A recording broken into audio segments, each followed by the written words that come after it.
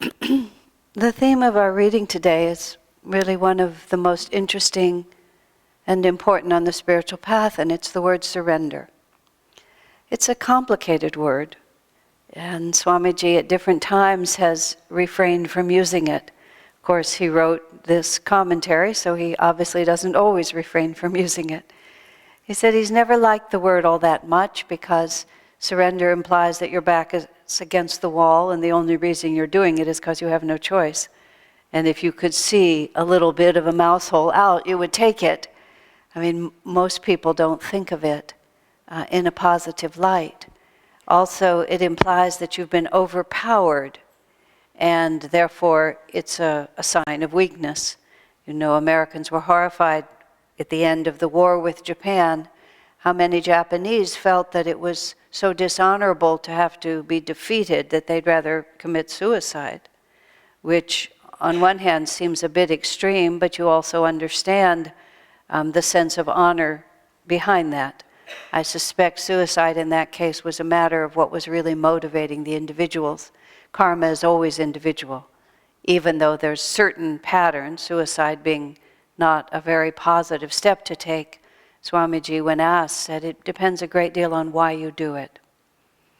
But the point being about the word surrender, that we have to really come into some understanding of what this really means in order to practice it properly. I was asked recently, I received a letter from someone and they asked me the same question. He was saying he has no sense of any personal form of God. This particular man was writing, doesn't feel mother or father, and he doesn't really know what he's surrendering to. And it doesn't feel at all inspiring to him to think like that. So I was trying to come at it from another angle. And what we have to understand at all times, it's not so much what we're surrendering to, it's what we ourselves are giving up. It's like when you surrender, you turn over the territory. You've owned it, and now you give it to someone else. When Lee and Grant met at the Fort of Appomattox, you know, the South ceased to be a separate country, and the South had to come back into the Union. They had to surrender that independence, and it was less about giving it over to the North as it was about no longer owning it for themselves. Now, of course, they had definitely been roundly defeated, and the end of the Civil War in America is what gives surrender a bad name. And a lot of energy among Southerners, probably not so much anymore, but for many, many, many decades afterwards, they never really did surrender. They held on to the principles and the ideas and the thought that something had been done against them, and so even if they were forced to acquiesce, any reality to what they had done was not there. And this is a salutary lesson for us if we're thinking about surrender in a spiritual sense. When I was growing up, when I look back upon it, I realized that because of past life experience, I was born with many, many yogic attitudes, which I just sort of figured out and made my own personal philosophy, more or less, or my own abject and utter confusion at the world that I found myself in, and the inability, my inability to relate to any of it. I was talking to a friend the other day, and I was saying, honestly, I can't think of one thing I learned in school, except to add and subtract, and and to read. Well, I could read before I went to school, so they never taught me that. But in all my years of schooling, which was up through 1 year of college, I can't think of anything I learned that was actually useful to me. I had one good teacher in high school, and I sort of remember his vibration. But that's pretty pathetic, really, when you think about it, and is a clarion call for Living Wisdom School, but that's a different issue. But when I look back on my whole life from the perspective of self-realization, which I discovered when I was just barely 19, just before I was 19, and it was as soon as I saw the principles of self-realization in Sanatana Dharma, which is the essence of what is offered here, I instantly recognized it. I just knew it. And of course, this is all past lives, but it was like all the confusion of my young life just clicked into place. It's like, oh, I wasn't really confused. I just didn't have any vocabulary. And what I began to realize, the older I got and the more I understood it, is what I suffered from was a state of confinement. I mean, nobody in my life would ever have said that to me, but I felt so confined. Somehow there was this feeling inside of tremendous potential. And it would be articulated in terms of, oh, your SAT scores are high, you can go to a really fine college, you have a logical mind, you could be a lawyer, you're a nice person, you could be a doctor. Of course, I could always be a PhD somewhere. I mean, there was just all these options, but every one of them sort of took the confinement from here to here, as far as I could see. And I was confused because it wasn't like those activities were not worthwhile. I wasn't so cynical that I thought it wasn't worth doing, but I could see that it wasn't going to solve the essential problem that I had, which is that there is this enormous potential, this potential without edges. And merely training myself to do this, adding another title, having this be my self-definition, which of course these are words that came later, was not going to really solve that problem. The problem was a lack of standing somewhere that really had power. Do you understand what I mean? Because even if, okay, I'm a big academic, or I'm a big doctor, or I'm a wealthy this, or a wealthy that, it's the sheer vulnerability of it is so self-evident, isn't it? Just the slightest change. Just the slightest change. Right now we have a whole generation of people who've been told if they work hard and go to college and get their degrees and so on, then they'll get the American dream. And they're all graduating, and if they don't know how to write computer code, they're just out on the streets. I mean, the unemployment among young people is a very serious issue. I know I was talking to a young man, and he happens to have found his way into a good profession. He has 4 friends, all with exactly the same education as him, all of whom are just being underutilized. That's the underemployed is the word that we use, so that we don't have to actually say what's happening. But it's a promise that the world, who's going to keep that?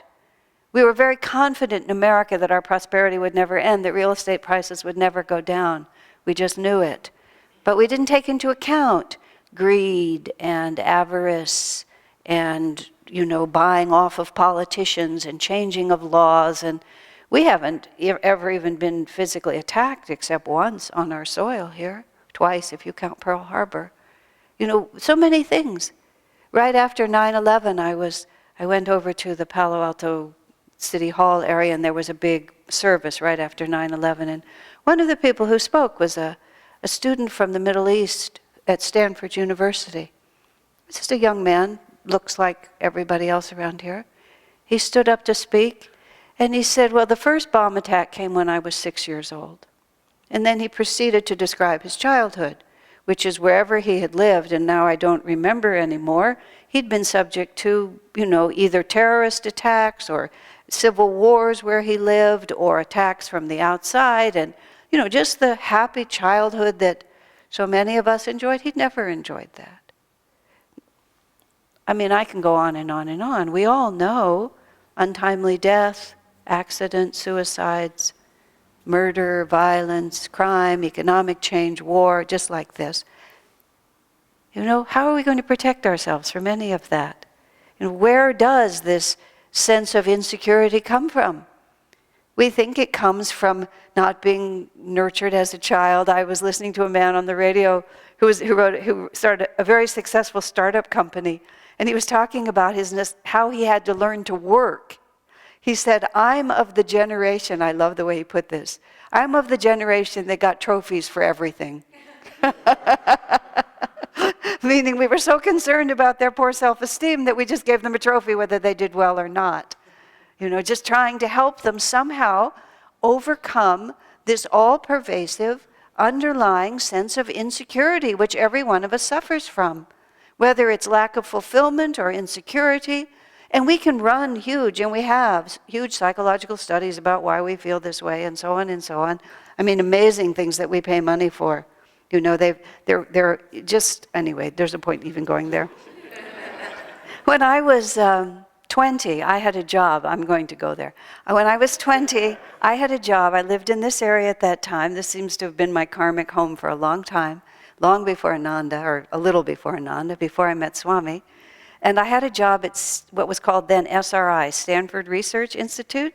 I was a temp worker. I was typing. I was typing a document that said top secret on it, top secret. I was a temp worker. And it was a report of somebody who had, this was during the Vietnam War, somebody had been paid by somebody to go to Vietnam and do a door-to-door survey of which government they preferred, the communists or the non-communists. And there were two problems with the study, which they admitted. One, there was a war going on, and so you couldn't really, your sample was a little random.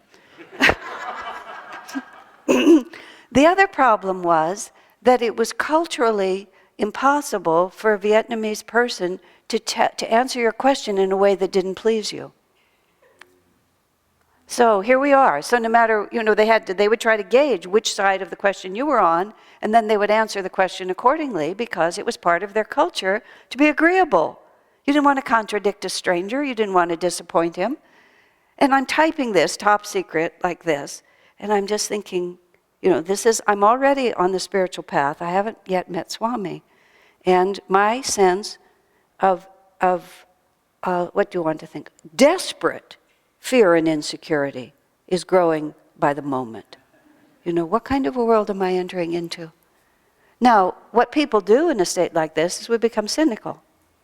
You become cynical, you drink, you become rude, you just become obnoxious. You become, in my particular social milieu, is that how you say the word? Whatever that word is, my group. Anyway, we became intellectual snobs. That's what we did. We just became very superior to everyone else. We went out and got our big degrees, and then we sat around our living rooms and talked about how stupid everyone else is.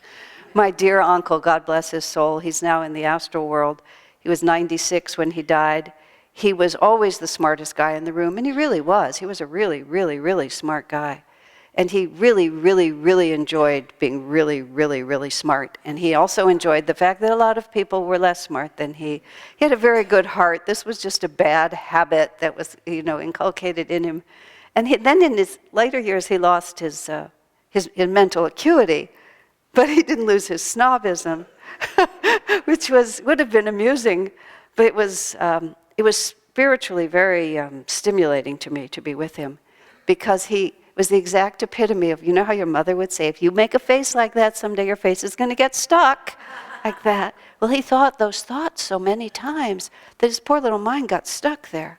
So even when he didn't have the ability anymore, he loved to relive the incidences of when he'd been the smartest guy in the room. And he would tell them to me over and over again, as older people do. They just forget. They've told you the story, so they tell you again. And in all the stories, he would be very righteously indignant. He would be very angry about everybody else's stupidity. And at one point I said to him, after we'd finished the story for the 100th time, I said, Uncle Ted, do you really enjoy remembering all the times that you were angry about something? Oh, yes, he said, just like that. Oh, yes. This is who he was and this is who he wanted to be. All I could think was, God, spare me. Just spare me. He was a good man in many other ways. He had a wonderful marriage, a beautiful wife. He did many, many good things. This was just one part of him. But you see, this is how we cope. We have to find some way in which we can hold on. But underneath it, that's where the rigidity comes from. He was so fanatical in that attitude because underneath it, he didn't have any faith in God. He didn't have any faith in any reality except that power of his own mind. Wow, that's really scary. That's really scary. So when we come back to this question of surrender, the question is, what are we giving up? We make such a big deal about not wanting to surrender, but what are we giving up? What territory are we handing over? When I found the spiritual path, when it really occurred to me for the first time that this dim sense I had that there might be a greater reality was not just a dream, but that thousands and thousands of people and ancient traditions asserted that in fact, we are not just this isolated little unit of consciousness sort of moving through this big world trying to establish itself strongly enough. Buy enough acreage around your house so there'll never be any bad neighbors. Just all these different ways that we work on it. But we're not. And just the littlest bit of expanded awareness just makes that so true. One unique night under a starry sky, one camping trip up into the high country, one moment when your firstborn, cries and reaches up and holds your hand. Just all of a sudden, you realize that we are part of a reality that we can barely imagine, literally barely imagine. And then we suddenly discover that this profound and terrifying insecurity has been based on a real fact. And that fact is that we are not in charge. But then we come to the second part of it, because we have to figure out, what are we surrendering to?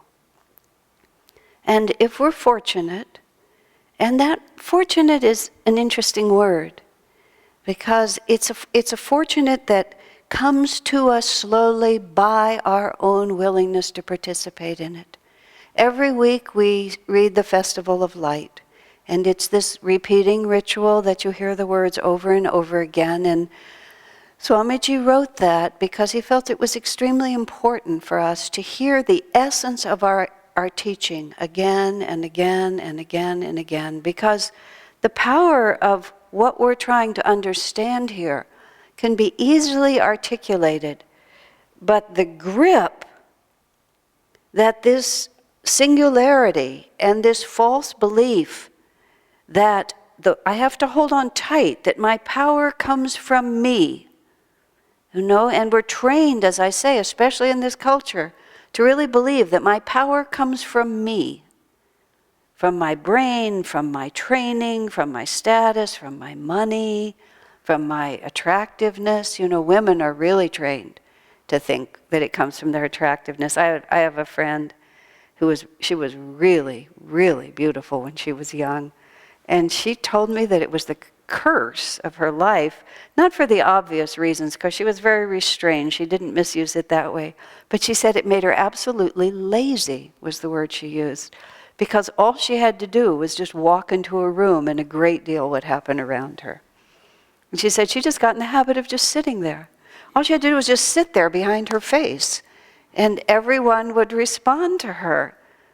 Of course, cruel and terrible things happen to women as they grow older, especially women who are very beautiful when they're young. It's a very odd sort of quirk that God plays. And she herself repudiated it at a certain point. And in a very odd sort of way, she had the same features, but she made herself ordinary looking, because she just was so tired of being beautiful. Isn't that odd? But this grip that we have on the belief that it comes from what we look like and what we know and how we can influence and how we can organize and how we can plan it just so, that's a very, very hard reality to let go of. But that's what you're surrendering. We're surrendering the false belief that I am in charge. And if I was starting to say about the Festival of Light. Swamiji wanted this repeated and repeated to us, because it has to just go, it's like a dripping water. It's like the Grand Canyon. It just has to be little by little by little by little, just furrowing through the stone-hard quality, and the word for it is of our fear. Because that's the basis of all of it. It's not ill will, it's not dislike, it's anything, it's just fear. What will happen if I let go? This is how I've been trained. This is what everyone has told me. And then comes, what am I opening to? What am I opening to? And in the Festival of Light, we have this story. The little bird is sent out by God, and he's a part of all that is, and he's told to participate in the whole of creation, because you are a part of all that is. That's what he says. But the bird kind of tries it out a little bit, just like all the adolescents that we see around us trying it out, trying on different personalities. Today I'm a tough guy, tomorrow I'm a softie, today I'm gothic, the next day I'm an retrograde, retro hippie. It's just like one of my friends who was the principal of a high school, he said, the thing about teenagers is they are, and appropriately, trying on different personalities, but their memories are short, so whichever one they're wearing is all that's ever been. And you have to take it completely seriously as it appears to you. If you refer to the past or the future, well, you lose all credibility in the instant like that. So the little bird gets out there, and he starts discovering a fact, and it is a fact, that we can influence things by our own will. It's not like we're passive in this. So he does things, and he realizes, oh, if I grab, I get more. And if I hoard, I seem to have more. And then if I grab a little more and stuff it in, I seem to have more. I mean, it's a subtle game. If it were simple, we'd figure it out right away. It's very subtle. So the bird keeps testing this. And in our little allegory, it says, he believed in this. What else is wisdom if not to keep what is mine for myself? It's just another way of saying, I'm separate. I'm not part of the whole. I'm separate. What else is wisdom except to emphasize that separateness? And then it says, and then he clung to this thought, even though repeatedly he lost all he had. Even though time after time after time after time, the inevitable vulnerability of trying to declare a reality that isn't there. That's the whole problem with it, you see. It's just not there. We are a part of all that is. Our power is not created by us. It comes from a flow, a relationship, a participation, an embracing, an opening. The bird tries and tries and tries and tries. And finally, he's suffered enough. It's just as simple as that. It's not really good luck or good fortune or even good karma in a certain sense to open to this idea. It's because we've suffered enough. We've had it. I said to Swamiji, I was born with such an intense desire to have a different life and to not get trapped in what just looked to me like just dead-end realities. And I said, but I've had a completely privileged existence and no bad thing has ever happened to me. But he just looked at me and he said, past lives, been there, done that. I'm sure all of you have the same experience. We can tap into just levels of disappointment, levels of fear, levels of pain that we don't know where they come from. You have no idea where it comes from. It's attached to nothing, except it's attached to all those incarnations where we were like that little bird, even though repeatedly we lost everything we had. And then finally, you sort of ungrip yourself like this. I had a high fever once, very high fever. And I was under the delusion that if I didn't hold my body like this, I lay in the fetal position for, I don't really know how long, like this, because I was convinced that if I relaxed, that the 4 points of my body would split apart. It was a very high fever. And then as the fever began to come down, I began to think that many times in my life I have not been curled up like this. And therefore it's probable that if I open up, I'm not going to fly apart. So very, very slowly I sort of opened up and was relieved to discover that I was still intact. But isn't that just exactly what it is for us? When we learn to love, when we learn to give. A friend of mine was very generous, and I guess it was not his habit to be generous. That feels good, he said. I think I'll do it again. Yeah, that's a really good thing. Let's start thinking like that. But what else is wisdom if to keep what is mine for myself? And so we get generous with our stuff, we get generous with our time, but how generous are we really with our trust, with our openness, with our belief? With our willingness to act on that simple truth. And that this is the whole spiritual path. And the fun of it, you see, is it just never grows boring because there's always another step. There's always another step. There's always a little more. There's always just a little piece of us that can just open up and say, what am I protecting? Why do I really want to keep this?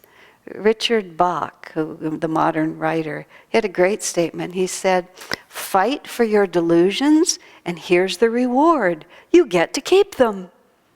You know? So we have to ask ourselves, what am I protecting? And how long do I want to be this way? A friend of mine recently went through a very difficult test, and she's of my generation. And she was struggling, but she's really a fighter, and she was really going through it. And I said, you're 70 years old. Do you want to die this way? And it's really asking ourselves whether you're 20. I'm 20 years old. Do I want to spend the rest of my life this way? I'm 70. Do I want to die this way? No, we don't. We need to cultivate and practice. And of course, there's many other things that can be said now about how. But once we think of why and what we're trying to do, even that sincere desire, God will show you. Pray deeply. Pray deeply for the courage, for the trust and the grace and the faith. And you take one tiny step toward God and He rushes out to shower you with blessings. You see, that's part of what we begin to know. Then there's no question of trust or question of surrender. It's like love itself just opens your arm. You don't have to try to surrender to your beloved. You just love. That's where it comes from. God bless you.